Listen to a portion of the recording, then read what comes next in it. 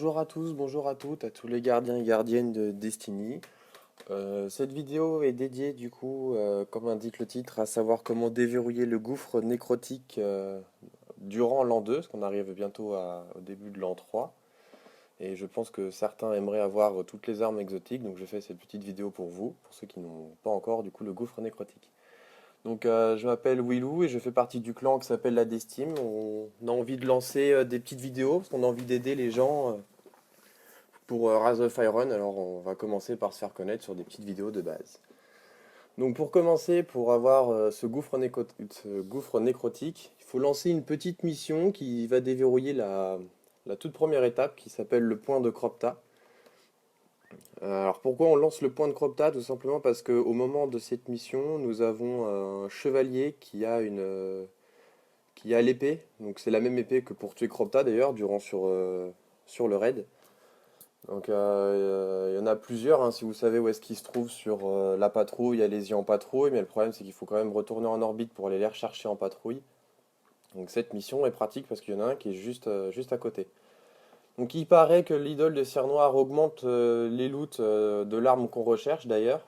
Alors c'est des entre guillemets bien évidemment, hein, c'est des ondis. Alors j'ai eu deux fois la toute première arme, donc je vais garder son nom pour le secret pour ceux qui connaissent pas. Deux fois, je l'ai looté avec l'idole de cire noire activée. Alors, je sais pas si c'est vrai, si c'est pas vrai, mais bon, en tout cas, sait-on jamais. Donc, je pense que tout le monde en a dans son inventaire, donc il faut y aller. Donc, dès le départ, vous rushez, hein, donc il n'y a pas besoin d'avoir d'ailleurs un perso en particulier. Là, je suis juste avec mon titan. Donc, vous sortez le passereau, vous tracez. Il y a vraiment pas besoin de s'occuper de tout le monde.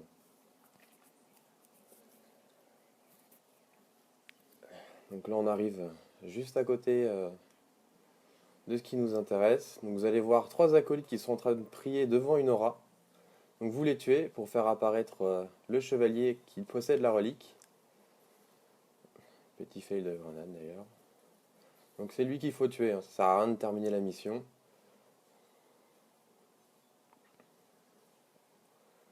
Donc là, comme vous voyez, j'ai pas eu de chance. Donc ce qui est censé apparaître, c'est un petit engramme blanc, comme on voit au tout début du jeu. Ou pour ceux qui auraient éventuellement l'habitude, des runes réciproques, c'est exactement pareil. Donc comme j'ai pas eu de chance, je relance aussitôt. Donc j'ai claqué qu'un seul idole de cire noire d'ailleurs, hein. J'ai pas. Là vous allez voir le temps qui reste. Donc je l'ai déjà fait trois fois, là c'est la quatrième fois que je le relance. Donc évidemment, cette vidéo-là, je la loot d'ailleurs. Vous allez voir son nom. Donc pour certains, il va falloir le faire peut-être trois fois, quatre fois. Pour d'autres, ça va être une dizaine de fois, une quinzaine de fois. J'ai même un pote qui la farm encore aujourd'hui et il n'arrive pas à la looter alors qu'au départ il avait cette arme-là et il savait pas quoi en faire, il l'a juste démantelé. Et aujourd'hui il s'en mord les doigts parce que quand il sait que c'est pour avoir le gouffre nécrotique, donc c'est vraiment pas de chance. Donc pareil, hein, vous rushez, hein, pas besoin de vous occuper des ennemis. Vous foncez.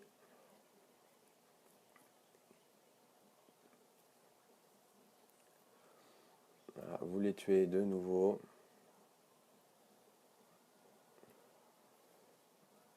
Donc là vous allez la voir tomber, hein, je vous le cache pas. Pour ceux qui savent pas, je joue avec le choix de l'arène en ce moment. Donc la voilà qui tombe. Petit engramme blanc comme les runes réciproques. Vous la prenez et voilà comment elle s'appelle, le carapace du gouffre. Donc la toute première arme pour le gouffre nécrotique. Donc tout de suite je vais vous en parler directement. Là, je vous laisse faire la petite phrase. Donc forte cadence, très peu d'impact. Tout de suite quand je l'ai lu la première fois, j'ai tout de suite pensé à la doctrine du passage, à part la portée, stabilité et recharge qui sont beaucoup plus bas, avec 37 balles. Et là, cannibalisme. Alors, cannibalisme, en gros, je vous explique. Elle ne peut être améliorée qu'en tuant les sbires de la ruche. Alors, pourquoi la ruche? Parce que, comme c'est dit sur cannibalisme, elle ne peut tuer que du coup ses anciens alliés. Donc, ses anciens alliés étant la ruche, il faut aller tuer la ruche. Donc, pour ça, je vous conseille, donc c'est un conseil, après vous faites ce que vous voulez, sachant que c'est une arme de niveau 10, donc il faut faire attention à ce qu'on lance. Donc ténèbres extérieures pour farm. Donc vous lancez en difficile ou en normal comme vous voulez, mais sachez qu'en difficile c'est niveau 41, donc faut peut-être tuer un esclave avec 2 chargeurs, donc ça c'est votre choix. Donc vous allez jusqu'à la grande porte après la vidéo où on voit la première fois le soldat inconnu, et vous avez juste à farm à cet endroit-là, donc gardez bien le dernier mob pour pas avancer et recommencer, recommencer.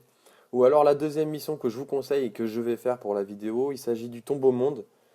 Le tout bonbon, bah pareil, hein, vous lancez à la difficulté que vous voulez, mais je vous conseille quand même de le faire en normal par rapport au niveau de difficulté de l'arme. On est avec niveau 10, donc il faut vraiment que les mobs soient pas très forts d'ailleurs. Donc vous faites toute la mission. Je vous conseille d'avoir une télémétrie d'arme principale, parce que je vais vous montrer directement à la fin de la mission, où je l'ai fait avec une télémétrie d'arme principale en tuant toute la ruche, tout autour. Donc il y a juste un moment donné au niveau où on déverrouille la clé du tombeau monde, où j'ai pas fait le tour de la dite arène au centre juste après l'apparition limitée. Donc je vous conseille de mettre un télémètre principal de façon à aller plus vite sur son augmentation d'amélioration d'armes, parce que du coup elle va passer à une prochaine étape.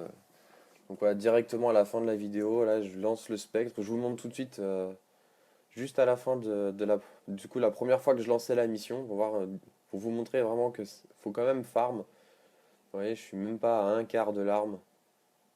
Même pas. Et vous voyez, j'ai quand même une télémètre d'armes d'activer. Donc faites le ménage. Donc essayez de garder tout ce qui est grenade ou coup d'épaule, c'est avec votre titan, même vos super.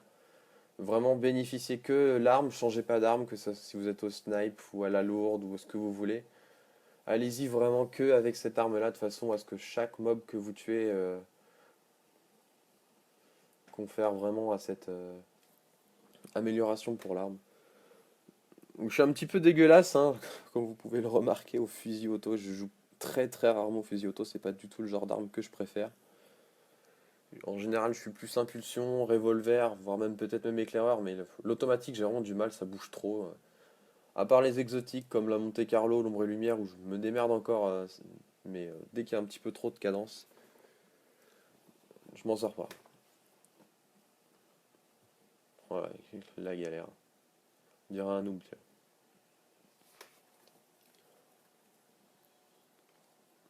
Donc cette mission-là, je l'ai faite, ouais c'est ça, je l'ai fait 4 fois. Donc ça m'a pris quoi, peut-être une demi-heure, 3 quarts d'heure à tout casser. C'est vraiment rapide, après il faut avoir le courage de le faire, tout à fait honnêtement. C'est pas la mort non plus. C'est pour une arme exotique après tout, hein.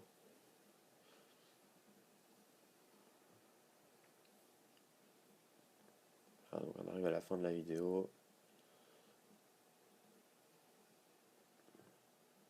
fin de la vidéo de la mission.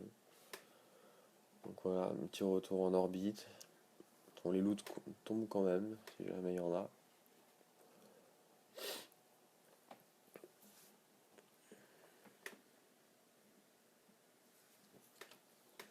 Donc après une mission, vous allez voir. Après c'est vrai que comme je vous disais, j'ai pas tout à fait fait le tour dès la première mission. C'est pour ça que j'ai pris le temps de faire le tour après. Et du coup, je l'ai refait 3 fois après. Mais regardez, au moins une fois, elle est même pas à un quart remplie. Donc là, on arrive à la fin où du coup, je suis à la quatrième fois où je fais cette mission dans la même journée. Vous allez voir l'amélioration qui va tomber dans peu de temps. Ouais, j'ai vraiment du mal à l'auto, il y a vraiment rien à chier. Énormément de cadence. On s'en rend pas compte, mais il faut s'y faire au viseur aussi. C'est pas un viseur qu'on a habituellement. Voilà, l'amélioration qui tombe. Donc je vais faire un petit peu de ménage et je vais vous montrer ce que ça donne après.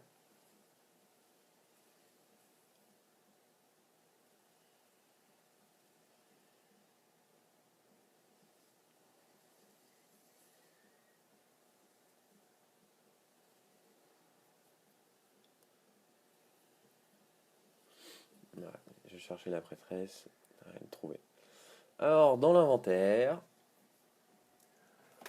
vous appuyez sur Y et vous améliorez et directement elle passe en légendaire, hein, elle passe pas par le bleu ni par le vert. Donc regardez bien sa gueule, elle était blanche Et là, elle est couleur un peu plus foncée déjà. Et tout de suite avec les améliorations de l'an 1, avec les améliorations de dégâts qu'on voit complètement à droite.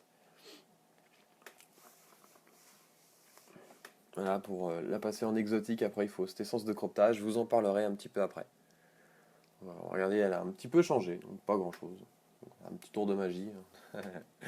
Donc pour les feignants, vous pouvez.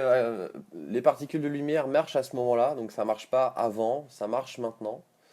Je veux dire, avant, c'était vraiment que la ruche qu'il fallait tuer. Pour l'énergie radiant, je pense que je vous apprends rien, mais c'est le raid du caveau de verre qui vous donne ça. Et pour du coup, cette essence de Cropta, il faut lancer le raid en hard de Cropta. Donc je dis bien en hard parce qu'il y a une récompense inconnue à la fin du raid.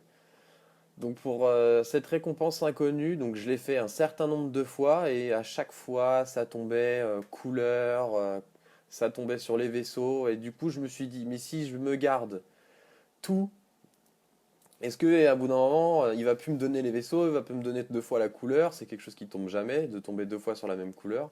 Donc je me dis si je garde la carte de visite, le vaisseau cryptographique qu'on voit ici avec Gluo, je me dis il va plus rien me donner, donc même le passereau, bon, je l'ai eu avec mon chasseur, hein, cette essence de Cropta, parce que du coup j'avais tout sur mon chasseur.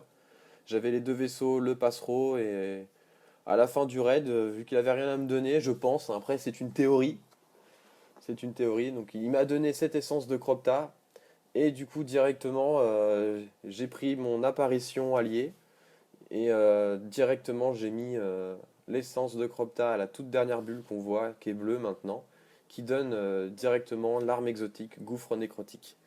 Donc comme vous voyez, toujours forte cadence, avec peu d'impact. Après, ça augmente là, oui, je me rends compte qu'il y a un peu plus d'impact avec le tout premier viseur. Et regardez le nombre de balles, il y en a quand même 54, c'est assez impressionnant.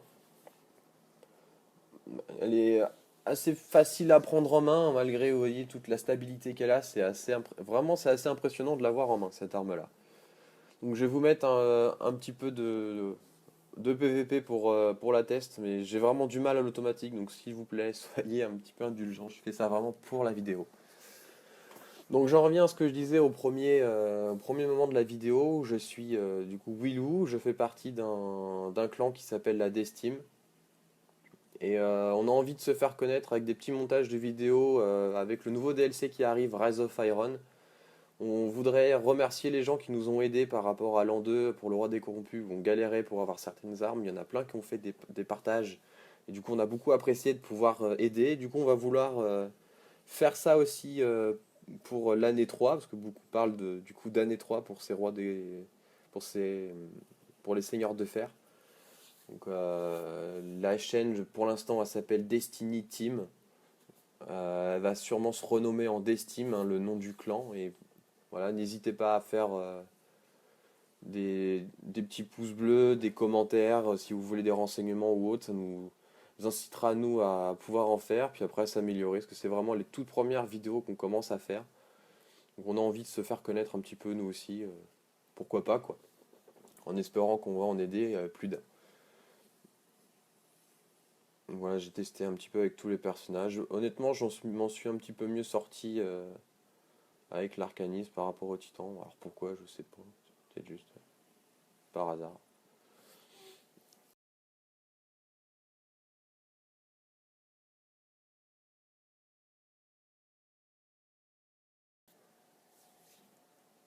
Donc si vous voulez des aides sur d'autres armes, hein, par exemple pour la Vex, hein, je peux vous en parler. Vous avez juste à faire pareil que je vous ai dit pour Cropta, hein, garder les couleurs et autres, et balancer le raid en hard. Il vous donnera aussi une récompense inconnue. Et peut-être qu'avec de la chance, vous aurez la Vex. Mais si vous avez besoin d'aide, sait-on jamais. Un petit message, on lit et on envoie. Pas de problème.